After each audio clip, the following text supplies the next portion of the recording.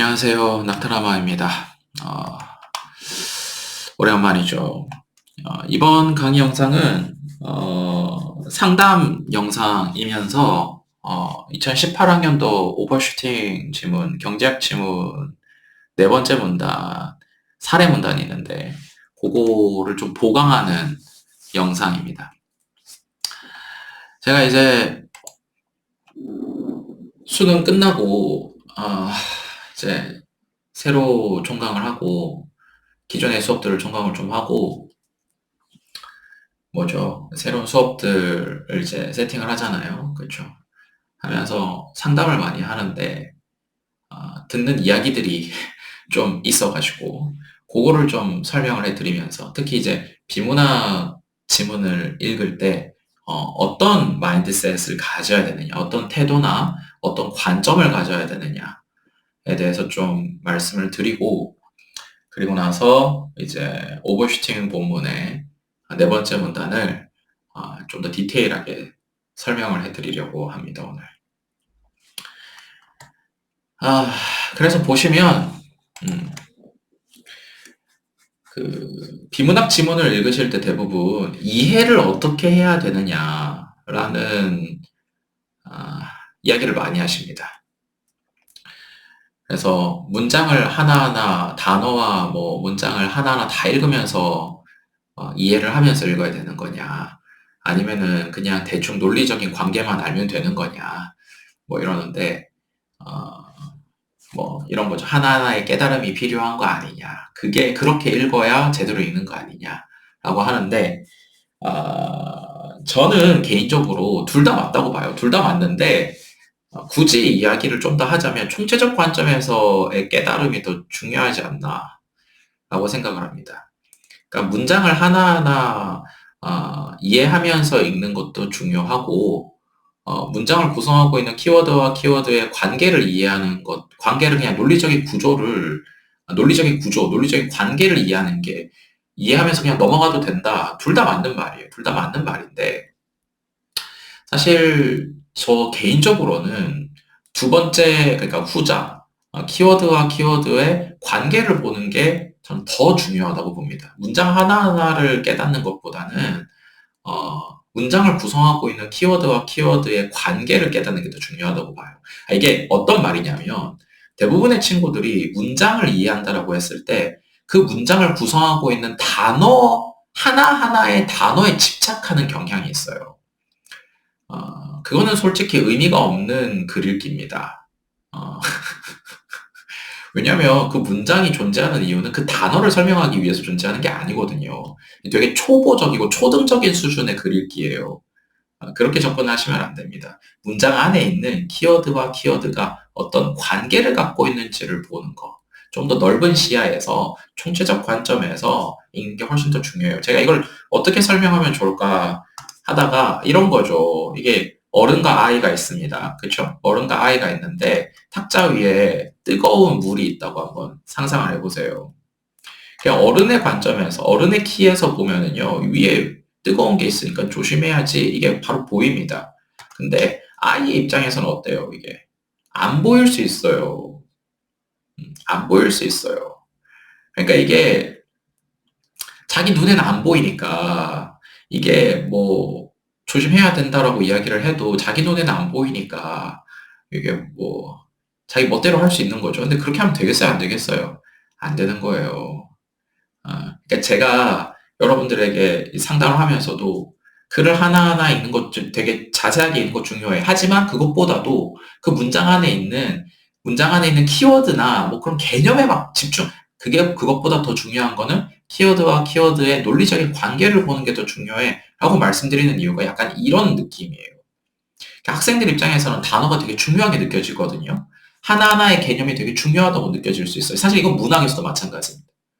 이게 제가 이 상담을 하다 보면 문학 공부를 하는 데 있어서 문학 용어가 되게 중요하지 않냐라고 하는데 중요하지 않습니다. 문학 용어 중요하지 않아요. 저는 지금껏 수업해 오면서 내신을 대비하기 위해서 문학 용어를 설명해 준 적은 있지만 문학 용어를 모르니까 수능을 못 본다, 공부를 못 한다, 문학 감상을 못 한다. 말도 안 되는 소리입니다. 이런 거예요. 그러니까 안 보이니까 자기가 보기에 중요한 것만 중요하다고 생각하시는데 그렇지 않습니다. 하나 더 비유가 그러니까 여러분들이 하셔야 되는 거는 이런 거예요. 계속 뭔가 뭐라고 할까요? 여러분들이 중요하다고 생각하는 거에만 집중하시면 안 되고 성장을 좀 하셔야 돼요. 성장을 하면 보여요. 제가 수업을 하면서 학생들을 많이 만나잖아요. 만나서 학생들의 수준을 이렇게 키워보면 친구들이 항상 하는 말이 그런 거예요. 처음에는 이해가 안 됐는데 계속 하면서 하다 보니까 뭐가 중요한지 좀 알 것 같다. 이게 이제 이런 겁니다. 여러분들이 성장하는 거예요. 그러니까 지문을 읽을 때 혹은 문장을 읽을 때 단어 하나가 이해가 안 되고 문장 뭐 어떤 개념이 이해가 안 돼서 막 그걸 못 읽는 게 아닌 거예요. 뭔 말인지 아시겠어요? 거기에 집중하는 게 아니라 키워드와 키워드의 관계가 어떻게 연결되어 있는지 그거를 계속해서 보면서 어떻게 연결되어 있는지 사례들을 계속 경험하면서 여러분들의 몸이 자라날 거예요. 영양분을 먹고. 그러면 그게 보이는 거예요. 그게 이해가 되는 거예요. 그때부터. 그리고 또 그러니까 자기 기준에서 깨달음이 중요한 게 아니에요. 여러분들 되게 자기중심적이세요. 저도 마찬가지일 수 있는데 이렇게 자기가 중요하다고 생각하는 게 아니에요. 여러분들이 중요하다고 생각하는 게 중요한 게 아니라 글을 쓴 사람이 중요하다고 생각하는 게 중요한 거죠. 자기 기준에서의 깨달음이 중요한 게 아니라 현실과 상황을 받아들이세요. 난 이거 몰라. 오케이. 모르는 거예요. 하지만 본문에서 글을 쓴 사람이 이거는 이거랑 A는 B랑 연결시킬 수 있어. 항상 연결돼. 같이 나올 거야. 라고 설명해주면 그냥 그걸 받아들이세요. 일단. 많이 받아들이다 보면 뭐가 되는 거예요? 자라나는 거예요.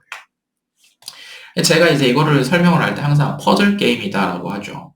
제가 이제 개론 강의 때도 말씀드렸을 텐데 퍼즐 게임이에요. 그냥 퍼즐 게임으로 받아들이시는 게 여러분들이 성장하는 방법이에요.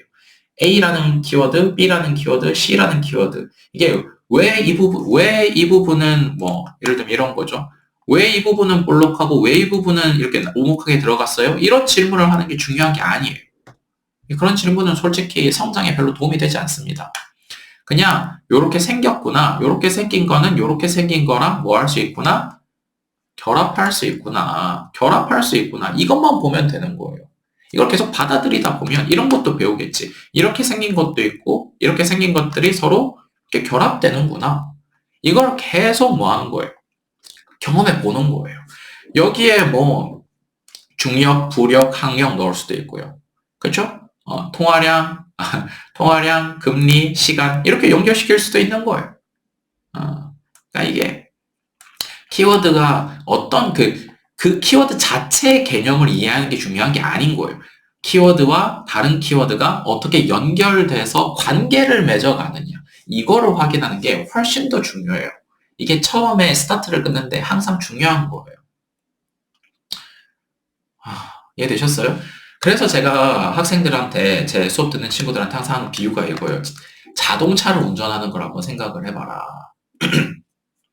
자동차를 운전해서 우리가 저 원하는 지점으로 갈 때, 원하는 장소로 가고 싶을 때 엔진이나 모터나 요즘에는 전기 자동차도 많죠.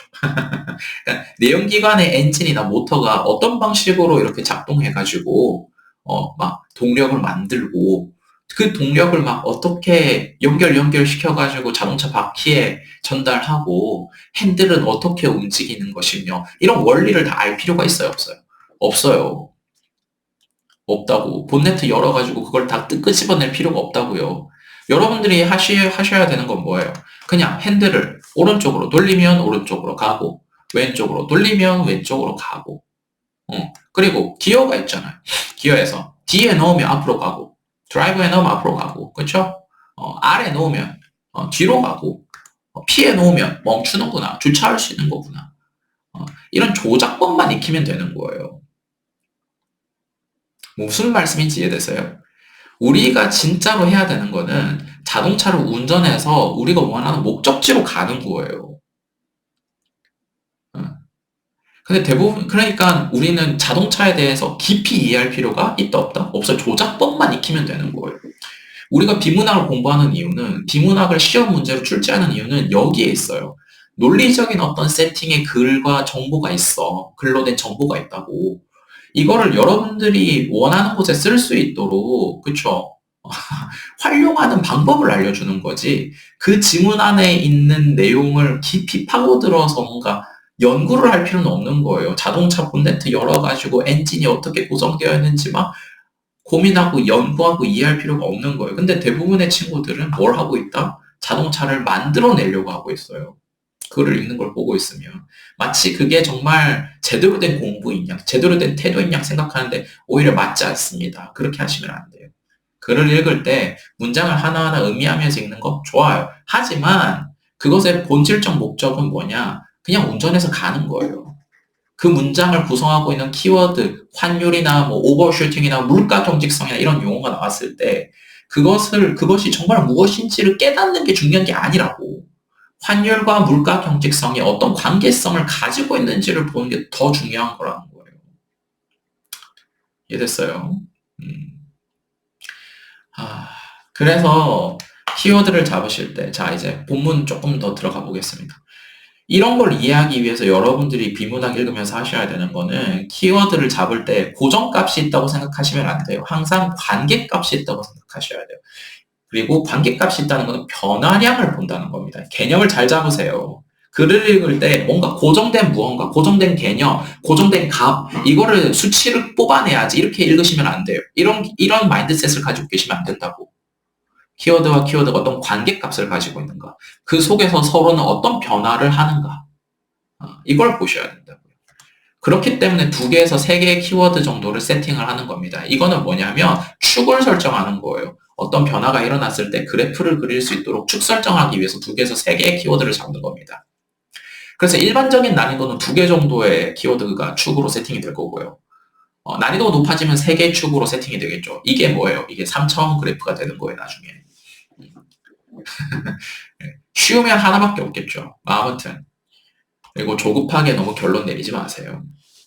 차근차근 하나씩 확인한다고 보시면 됩니다.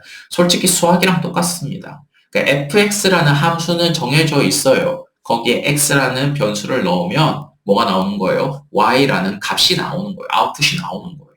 당연한 거예요. 이 관계만 보면 되는 거야. 우리는 뭐예요? 그 fx가 무언지만 보면 되는 거예요. 그래요. 요 정도 하고 4번째 문단 같이 한번 봅시다. 자, 4번째 문단. 그런데 단기에는 뭐 키워드 세팅, 제가 이제 그 영상이 올라가 있으니까 디테일한 내용은 보시고 그냥 바로 들어가겠습니다. 그런데 단기에는 물가의 경직성으로 인해 구매력 평가설에 기초한 환율과는 다른 움직임이 나타나면서 오버슈팅이 발생할 수 있다. 가령 국내 통화량이 증가해 유지될 경우 물가가 경직적이어서 실질 통화량은 증가하고, 2번째 키워드죠. 이에 따라 시장금리는 하락한다. 국가 간 자본이동이 자유로운 상황에서 시장금리 하락은 투자의 기대 수익률 하락으로 이어져 단기성 외국인 투자 자금이 해외로 빠져나가거나 신규 해외 투자 자금 유입을 위축시키는 결과를 초래한다. 이 외환이 떨어진다는 말이죠. 이 과정에서 자국 통화의 가치는 하락하고 환율은 상승한다. 여기까지가 뭐다? 단기 퍼즐입니다. 단기 퍼즐이 나왔으니까 장기 퍼즐이 나와야 되겠죠. 통화량의 증가로 인한 효과는 물가가 신축적인 경우, 이게 장기라는 표현이죠. 예상되는 환율 상승에 금리 하락에 따른 자금의 해외 유출이 유발하는 추가적인 환율 상승이 더해진 것으로 나타난다. 이러한 추가적인 상승 현상이 환율의 오버슈팅인데, 오버슈팅의 정도 및 지속성은 물가 경직성이 클수록 더 크게 나타난다. 시간이 경과함에 따라 그래서 이렇게 되는 겁니다. 국내 통화량이 증가할 때 환율이랑 장기 환율이 한번 오르는데 연쇄적으로 이런 것들이 일어나면서 결과적으로 한 번 더 일어나는 거예요. 그래서 오버슈팅이 되는 거죠. 시간이 경과함에 따라 물가가 상승하여 실질 통화량이 원래 수준으로 돌아오고, 자, 원래 수준으로 돌아옵니다. 해외로 유출되었던 자금이 시장금리의 반등으로 국내로 복귀하면서 외환이 다시 돌아오죠. 과도하게 상승했던 환율은 뭐 하는 겁니까? 떨어져서 이 친구만 남는 거예요. 이제 퍼즐로만 만들면 이렇게 만들어서 문제가 다 해결이 되실 거고, 자, 이거를 그래프를 그려볼 수가 있어요. 한번 그려드릴게요. 원래는 이제 이렇게까지 하는 거를 저는 좋다고 생각하지 않아요. 중요하다고 생각하지도 않고. 근데 워낙 질문을 많이 받아서 일단 만들어 드립니다. 보시면은 이렇게 만들 수 있어요. 국내 통화량 시장 그래프를 그릴 수 있어요. 하나는 이제 통화량, 가로축은 통화량이고 세로축은 금리입니다. 금리는 이자율인데 그냥 여러분들 대부분 이제 은행의 이자 이것만 생각하시는데 그냥 바로 그냥 본질적인 답만 내려드리자면 금리는 화폐의 가치를 의미합니다. 각 나라의 화폐의 가치를 금리로 측정한다고 보시면 돼요. 우리가 물건의 가치를 가격으로 세팅을 하잖아요. 그렇죠? 판단을 하잖아요. 마찬가지입니다. 각 나라의 화폐의 가치는 금리로 판단해 볼 수가 있습니다. 그래서 수요 곡선은 이렇게 그리면 되고요. 공급 곡선은 어떻게 나오느냐? 수직선으로 나옵니다. 왜 그러냐면 한 나라의 통화는 이 중앙 정부가 결정하기 때문에 그래요. 한국은행에서 어느 정도 공급을 하겠다라고 결정하기 때문에 공급량 결정되어 있습니다.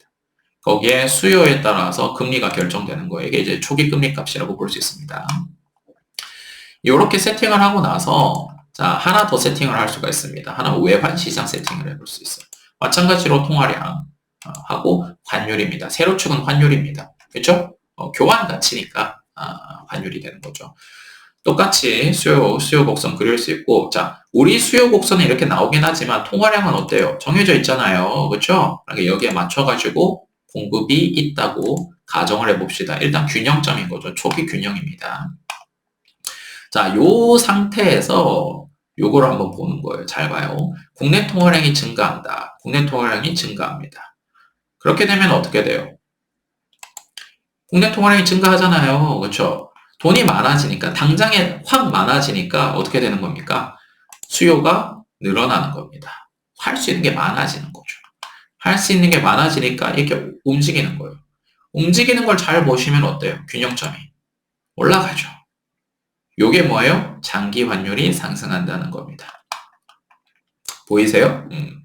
자, 그런데 자, 요게 이제 연쇄적으로 일어난다고 했잖아요. 요게 어떻게 연쇄적으로 일어나느냐? 실질 통화량이 증가한다는 국내 통화량과 같이 실질 통화량의 단계에 상승한다는 말은 지금 이 친구가 원래는 같이 움직여줘야 되는데 못 움직인다는 말이에요.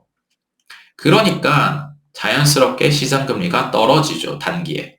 보이세요?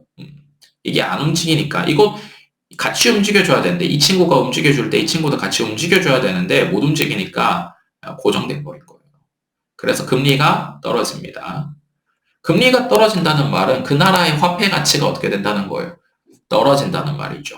그러니까 국내에서 우리나라에 들어와 있는 외국인들은 우리나라 돈을 가져가기 위해서 존재하는 친구들이에요. 근데 우리나라 돈의 가치가 떨어졌으니까 이걸 많이 가져가려고 하겠어요? 적게 가져가려고 하겠어요? 적게 가져가려고 하겠죠. 그래서 이 공급 곡선이 왼쪽으로 이동합니다. 줄어든다는 거죠. 공급을 줄인다는 말이에요. 그러니까 공급을 줄이게 되니까 지금 수요가 늘어나 있는 상태에서 공급을 줄이니까 지금 여기 있던 균형점이 한 번 더 올라가는 게 보이십니까? 그렇죠? 이게 뭐예요? 이게 여기에 있는 요 환율이 상승하는 효과가 되는 거예요. 그러니까 단기에 실질 통화량이 같이 움직여 버리면서 어떻게 되는 거예요? 환율이 한 번 올랐다가 두 번, 한 번 올랐다가 두 번 오르는 오버슈팅이 일어나는 거예요. 이게 오버슈팅이에요. 정리됐어요?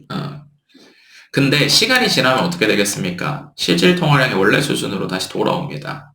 그러니까 이 여기 국내 통화량 시장에 있는 물가가 오르면서 이 친구가 같이 올라가줘요. 같이 이동해 줍니다. 그래서 원래 균형 금리 수준으로 올라와줘요. 그러니까 우리나라 돈의 가치가 다시 올라갔으니까 더 많이 가져가고 싶어 하겠죠. 그래서 외환이 이쪽으로 다시 올라오는 겁니다. 그러니까 과도하게 상승했던 요만큼의 상승분이 원래대로 돌아오는 거예요. 이렇게. 그래서 장기적으로는 뭐만 남는다? 이 친구만 남게 되는 겁니다. 이게 이제 구매력 평가설에 의한 균형 환율이 되는 거예요. 이해됐어요? 굳이 설명을 하자면 이렇게 되는 거죠. 그러니까 지금 이게 시간축을 따라서 움직이는 거예요. 그러니까 이거를 어떻게 바꿀 수 있냐면 여기에 시간축을 넣을 수 있어요. 이거 하나만 볼까요? 제가 이것까지는 만들기가 너무 힘들어가지고 잘 보시면 이렇게 되는 거예요. 이 단면도로 보면 이렇게 되겠죠. 그러니까 금리가 처음에는 여기에서 이렇게 쭉 움직이는 거죠. 움직이다가 지금 R1 여기로 다시 떨어져야겠죠? Q1으로 딱 바뀌는 순간에 툭 떨어지는 거예요. 이렇게. 그리고 나서 시간이 지나면서 이 친구가 쭉 이동을 하는 거니까 여기를 따라서 이렇게 올라가는 거겠죠. 이렇게 쭉 올라가는 겁니다. 이런 식으로. 3차원으로 보면 이제 이런 그림이 나올 거고, 여기 3차원으로 되어 있는 걸 단면도로 뽑아서 보면 이제 이런 식의 그래프가 나오겠죠. 그러니까 이게 이제 문제로 나오는 거예요. 뒤에 보시면 문제가 있죠. 그냥 축 설정을 하는 거예요. 이런 식으로. 그러니까 여러분들이 착각을 하시는 게 뭐냐면 자꾸 고정값을 보려고 해요. 아니에요. 이게 난이도가 높아지고 수준이 높아지면 항상 뭔가 변하는 거를 추적해 갈 수 있는 능력이 필요해요. 그러니까 정확한 고정값을 구하는 게 중요한 게 아니라 수치를 딱 정하는 게 중요한 게 아니라 어떤 변화량의 관계가 있는가 이걸 보는 게 더 중요한 거예요. 아니 그래서 사실 이 나중에 뭐 수학을 공부를 하시거나 물리를 공부하시거나 하면은 고정값을 구하는 게 중요한 게 아니라 변화량을 확인하는 게 훨씬 더 중요하잖아요. 그렇지 않아요? 물론 시험 문제는 값을 구하는 걸로 나오겠지. 하지만 대부분의 공식이나 이런 것들이 뭐예요? 어, 변화량을 구할 수 있는 기본 틀을 주고 거기 숫자를 바꿔 놓는 거잖아요. 무슨 말씀인지 이해됐어요? 그러니까 경제학 지문이라고 해서 경제학 용어를 알아야 되고 물리학 지문이라고 해서 물리학 용어를 알아야 되고 이게 아니라 사실은 키워드와 키워드가 어떤 논리적인 관계를 갖고 있는지 요거를 보는 게 더 중요한 거예요. 그러면 그 관계가 내가 익숙해지고 정해지면 뭘 넣으면 되는 거예요. 경제학 용어를 넣으면 경제학 개념이 되는 거고 물리학 용어를 넣으면 물리학 개념이 되는 거고 생물학 개념을 넣으면 생물학 그게 되는 거예요. 이해됐어요? 그러니까 이게 비문학 지문을 읽으실 때 자꾸 뭔가 개념을 몰라서 그런 거 아니냐, 문장을 막 되게 디테일하게 읽어야 되는 거 아니냐, 아 제발 이제 그런 착각은 안 하셨으면 좋겠어요. 그건 여러분들이 아직 그게 안 보여서 그렇게 이야기하는 거예요. 음, 성장하세요. 고집 부리지 마시고. 아시겠죠? 그래요. 이게 진짜 중요해요. 여러분들이 자꾸 여러분들이 중요하다고 생각하는 것만 중요하다고 느끼는데 그렇지 않습니다.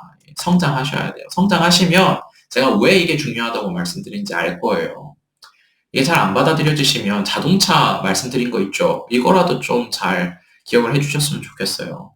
자동차를 만드는 게 중요한 게 아니에요. 우리는 자동차를 이용하는 게 중요한 거예요. 이용해서 원하는 곳으로 가는 게 중요한 거예요.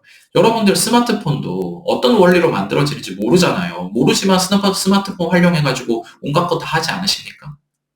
같은 거예요. 우리는, 여러분들이 생각하는 그런 식의 접근은 연구하는 사람들이 하는 거예요. 여러분들은 뭔데? 아직 연구를 할 짬밥이 안 된다고. 아무런 기반도 없고, 경험치도 없고, 지식도 없다고. 근데 왜 자꾸 연구를 하려고 해요? 별로 좋은 질문, 이거 좋은 게 아니에요. 그러니까. 연구는 대학 가서 하는 거예요. 전문가가 돼서 하는 거라고.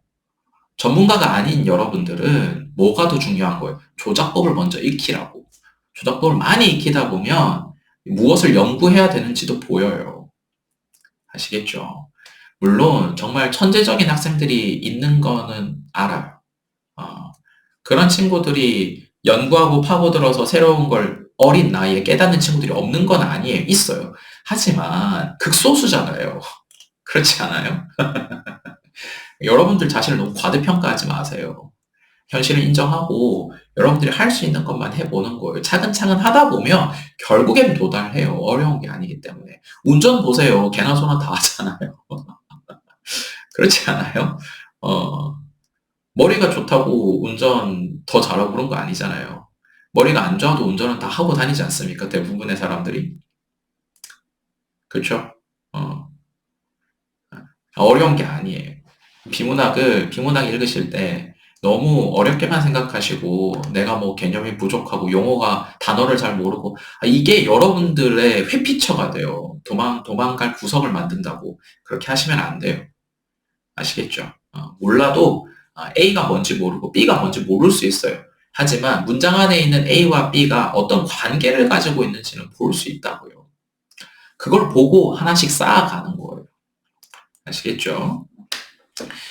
그래서 원래 제가 오버슈팅 본문 수업을 하면 이런 아까 전에 보여드렸던 그런 경제학적인 이야기 거의 안 해요.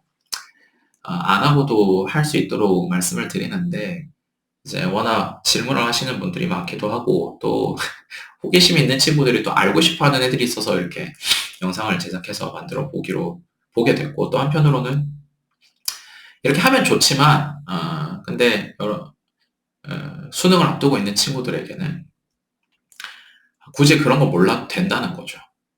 이해되시죠?